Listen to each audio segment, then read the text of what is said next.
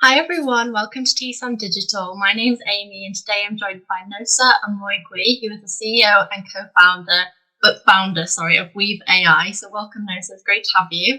Great to be here. Thank you so much for having me. Amazing. So today's a bit of a tech spotlight on your company and hearing about all the ways that your company is helping with regards to ESG. So just before we kick off with ESG specifically, do you want to give us a bit of an introduction to yourself and a bit about WeaveAI? Sure. So I'm Nosa Omoigui. I'm CEO and founder of WeaveAI.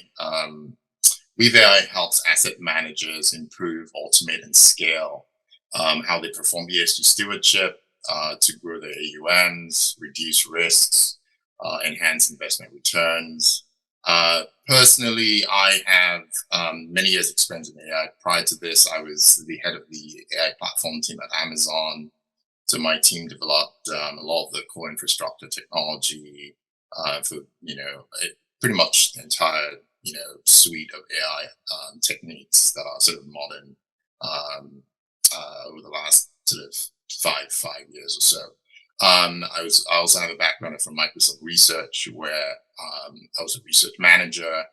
And the team overall has over 30 years experience in AI from across Microsoft, Amazon, Google, Disney, and other large companies. Wow, very impressive. Thank you for that introduction. So with that then, so based on your current role, what are some of the buy-side firms experiencing in terms of challenges when it comes to ESG, stewardship, and data specifically? Yes. Yes. So I think it might be best to sort of start out with what stewardship even is. So I have a couple of notes here just for the benefit of the audience. I know many people would know, but a few might just need to be informed of what stewardship is in this context. So according to the UK Stewardship Code, stewardship is the responsible allocation, management, and oversight of capital to create long-term value for clients and beneficiaries, leading to sustainable benefits for the economy, the environment, and society. It's been well established that improved corporate governance reduces risk, increases investment returns. Many studies have shown that. And many asset managers are now focused on stewardship as a key business process. The UK Stewardship Code now has almost 250 signatories, all the biggest asset managers in the world. So this is a very, very fast growing movement. The challenges are legion, however. I think the one thread that sort of cuts across, the primary challenges is one of scale. Many asset managers have tens of thousands of portfolio companies. It's not unusual to have an asset manager that has 40 or 50,000 portfolio companies. Even some of the mid-sized ones, would have 10,000. And stewardship typically involves, three things: corporate engagement, proxy voting, and advocacy. But the key thing is the ability to actually go in deep and sort of analyze what these companies are doing, what they're not doing, holding them accountable, so that way you can be more effective stewards of the asset owner's capital.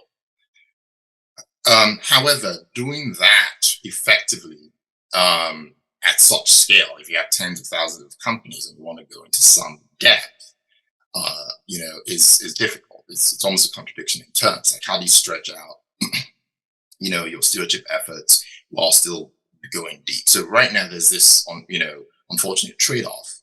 And so that is the challenge. How do you scale the effort in terms of people, in terms of processes, in terms of data? And our contention is that AI and analytics, others have found this. And in fact, almost 85% of asset managers now say that AI and analytics is critical to their stewardship efforts because of the scale issue. And so that is sort of the main landscape that we're dealing with here. And that has sort of four big challenges within that. One is sort of monitoring, which is that typically the issues that plague one industry can be radically different from another.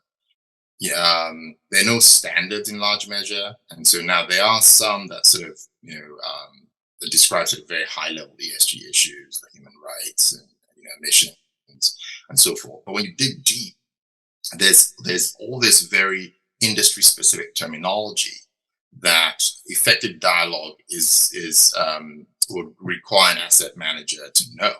So if you're engaging with the food industry, you're going to see issues about food safety, which is a governance issue, but it's not tagged as food safety. It might be salmonella, it might be listeria, it could be E. coli.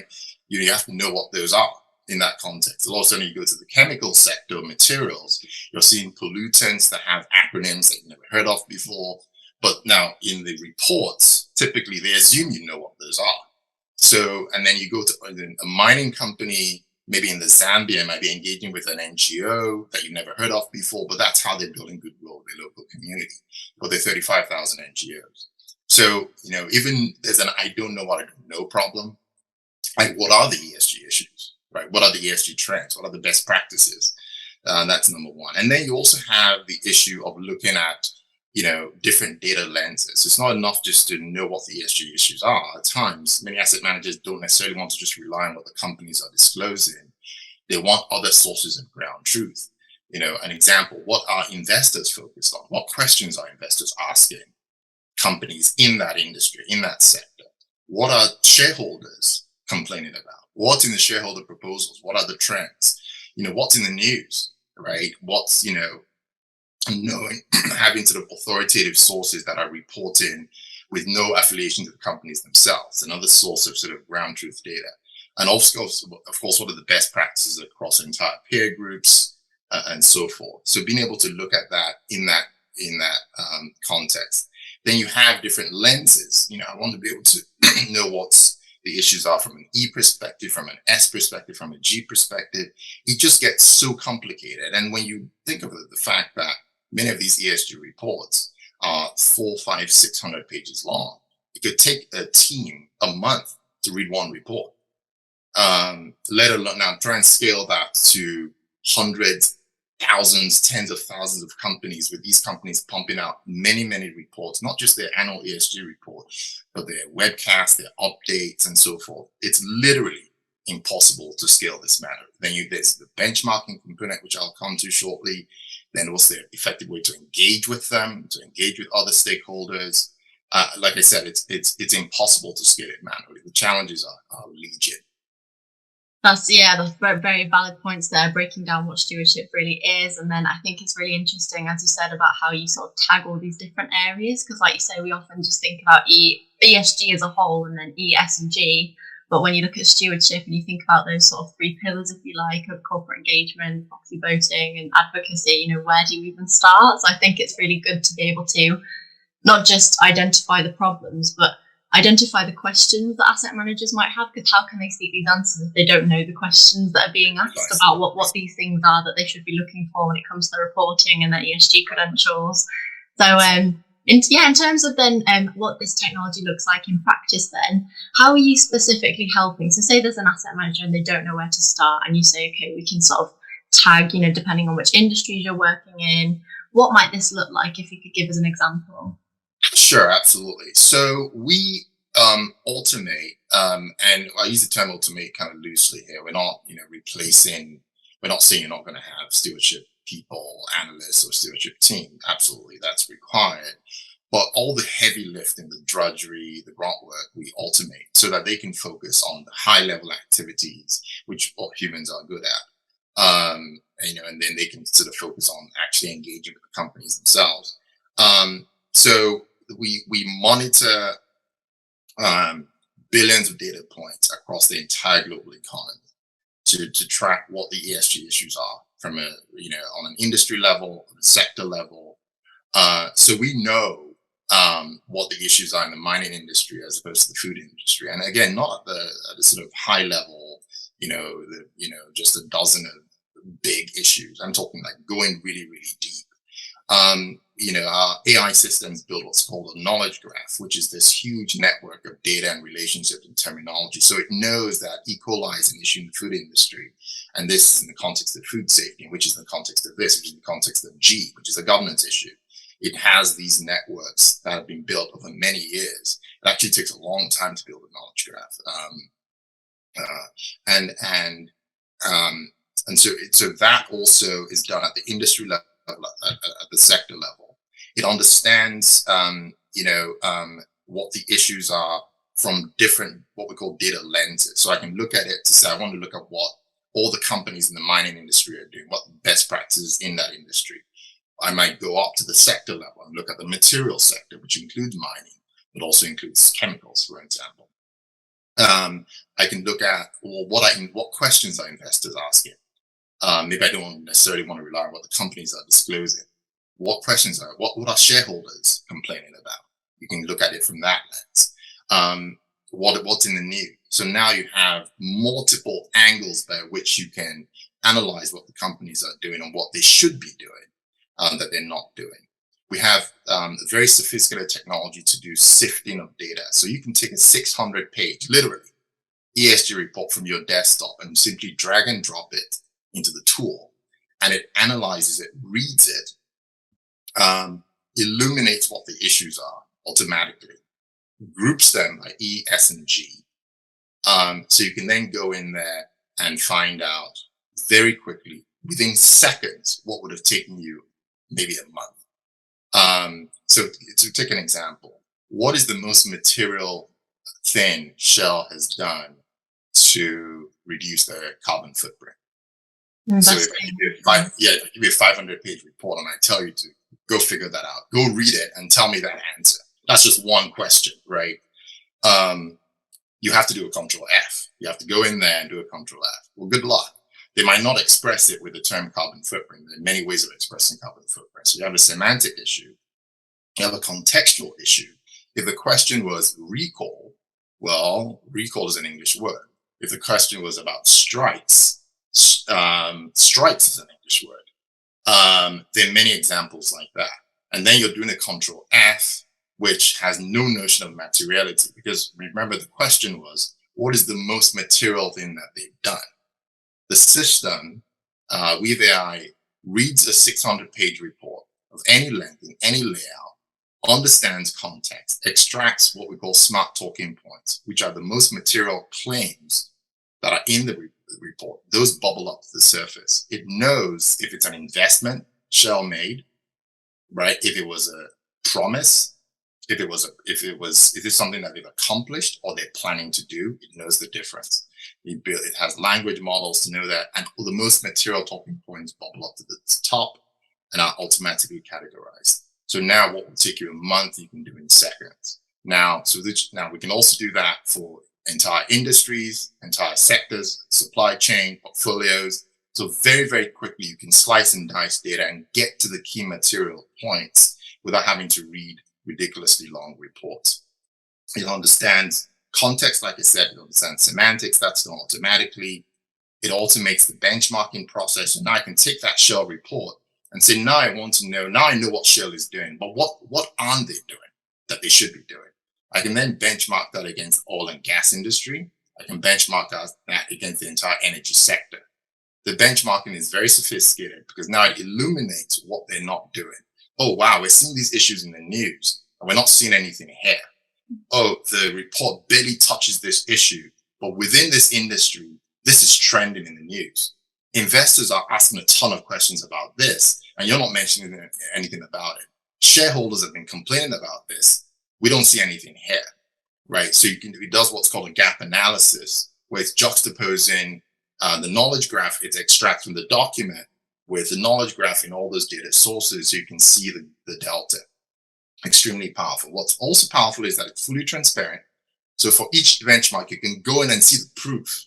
So I can see what questions the shareholders are asking. I can see what questions the investors are asking. It's not just showing you a bunch of data and numbers and trends and charts. I can actually go in there, which is critical in terms of building trust.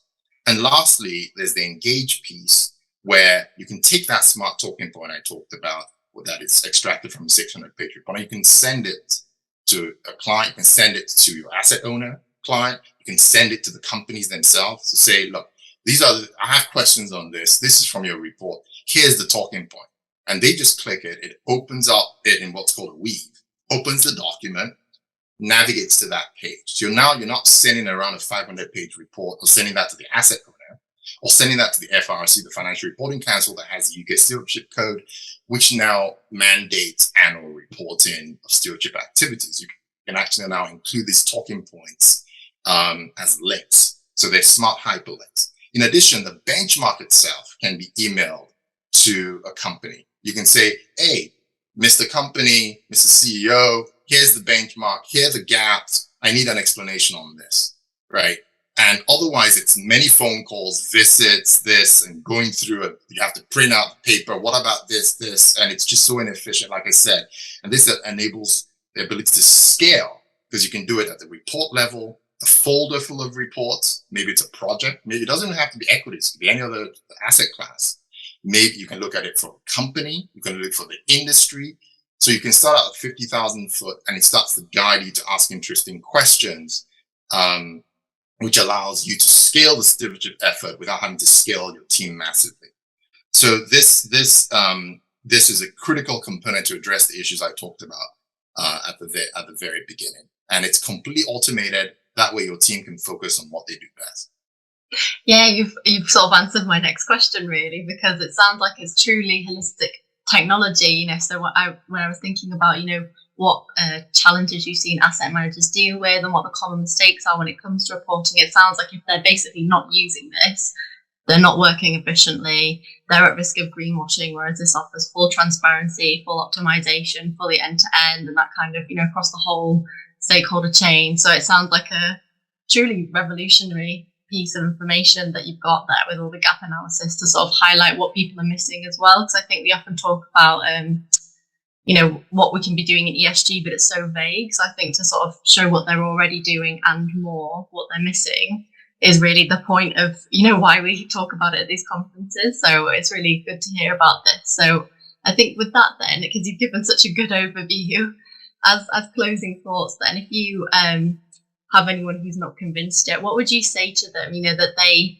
probably have been doing wrong, even if they, if they haven't adopted AI, or they have been doing things not just slowly and manually, but what are the common things that you think the industry is lagging behind with when it comes to ESG data?